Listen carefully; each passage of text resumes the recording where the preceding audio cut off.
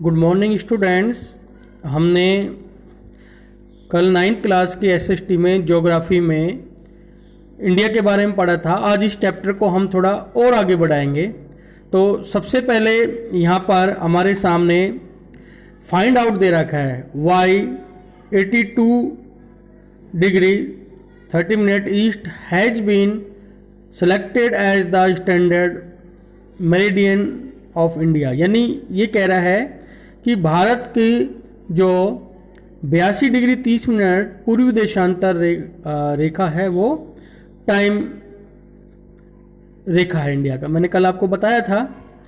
और उसके बाद land and the world, Bharat world में लैंड के अकॉर्डिंग भारत की क्या सिचुएशन है, ये आज हम पढ़ेंगे।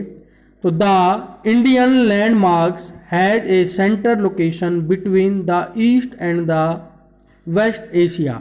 यानी भारत जो है, भारत की जो लोकेशन जो है, जैसे कल मैंने बताया, वो एशिया के साउथ में है और सेंटर में आती है। India is a southward extension of the Asian continent, कि भारत एशिया कॉन्टिनेंट्स के साउथ में है। The trans Indian oceans route which connect the country of Europe in the west and the countries of East Asia provided a struggle center location to India। ये कह रहा है कि जो भारत का जो हिंद महासागर रूट है वो पूर्वी एशिया को यूरोप से जोड़ता है। यानी कहने का अर्थ है कि भारत एक जल मार्ग की दृष्टि से प्रमुख स्थिति पे है। Note that the Deccan peninsula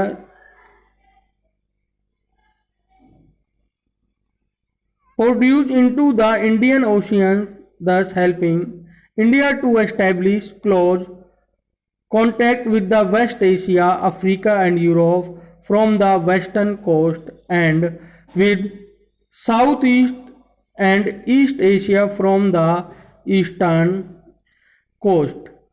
No other country has a long coastline on the Indian Ocean as India has, and indeed it is India eminent position in the Indian Ocean which justified the naming of an ocean after it।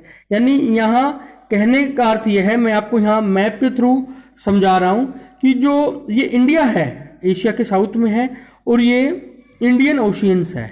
तो India की जो coast line है, यानी कहने का अर्थ है जो India की ये कह सकते हैं कि पानी के साथ लगती हुई जो बाउंड्री है, ये दुनिया के जो और देश हैं जो हिंद महासागर से जुड़े हुए, इंडियन ओशियन से जुड़े हुए, उनसे सबसे ज़्यादा है। और हम यहाँ पर देख रहे हैं कि जो इंडिया का जो रूट है जल मार्ग का, ये बहुत ही स्ट्रॉन्ग पोजीशन में है। इंडिया का जो वेस्टर्न जो कोस्ट लाइन एरिया, यानी ये वाला वेस्टर्न जो कोस्ट लाइन एरिया है, ये अफ्रीका से जलमार्ग से बहुत कनेक्टेड है। और हम बात करें यहाँ यूरोप से भी ये बहुत अच्छी तरह से कनेक्टेड है। तो इस चैप्टर को हम यहाँ पढ़ते हुए कि भारत एक एशिया में महत्वपूर्ण स्थिति में है। यहाँ पर एक ये आपके सामने बुक में इंडिया की वर्ल्ड में अकॉर्डिंग टू एरिया के हिसाब से पोजीशन दे रखी है, 7th पोजीशन पे है। तो आपको ये पूरा की पूरा ये ग्राफ के थ्रू चार्ट अपने नोट्स में लिखना है, नोटबुक में बनाना है, और अकॉर्डिंग टू वर्ल्ड का लार्जेस्ट एरिया के हिसाब से कंट्री ये आपको एज इट इज लिखने हैं। ये मैंने कल आपको मैप के थ्रू पूरा समझा दिया था।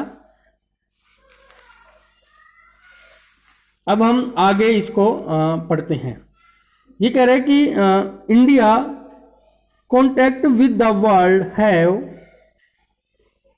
continued through age, but her relationship through the land route are much older than her maritime contact। ये कह रहा है कि भारत का आज से नहीं, पुराने समय से ही वर्ल्ड के साथ कांटेक्ट रहा है, चाहे वो व्यापारिक रूप से हो चाहे वो सामाजिक रूप से हो। अगर हम बात करते हैं, the various passes across the mountain in the north have provided passenger to the ancient travel, यानी कह रहा है कि जो पुराने ज़माने में जो ट्रैवल आते थे, अगर वो आते थे तो इंडियन का ये जो नॉर्थ साइड में जो ये माउंटेन वाला हिस्सा है, यहाँ से ना आकर वो इस वाले हिस्से से आते थे।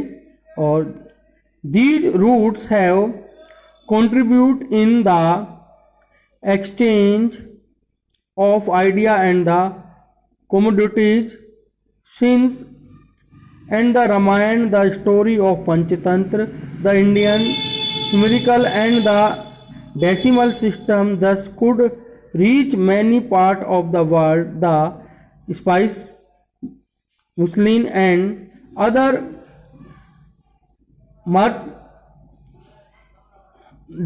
were taken from India to different country. On the other hand, the influence of Greek sculpture and the architecture styles of dome and minarets from West Asia can be seen in different part of the country.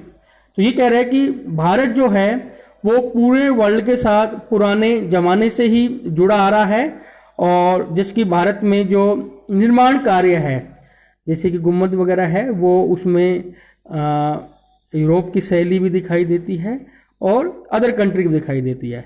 और भारत की जो ये सभ्यता संस्कृति है इसमें यहाँ पे रामायण और ये उपनिषद वगैरह इन सब में भी दिखा रखी है। तो आज ये चैप्टर हम यहीं तक पढ़ेंगे। आपको जितने भी ये पॉइंट ऑफ किए गए हैं ये नोट्स बुक में उतारने हैं। ये जो भी मोस्टली है इसको अपने नोट्स में लिखना है और ये सारे के सारे आपको लिखने हैं। कल इस चैप्टर को हम क्लोज करेंगे और आपको बताएंगे।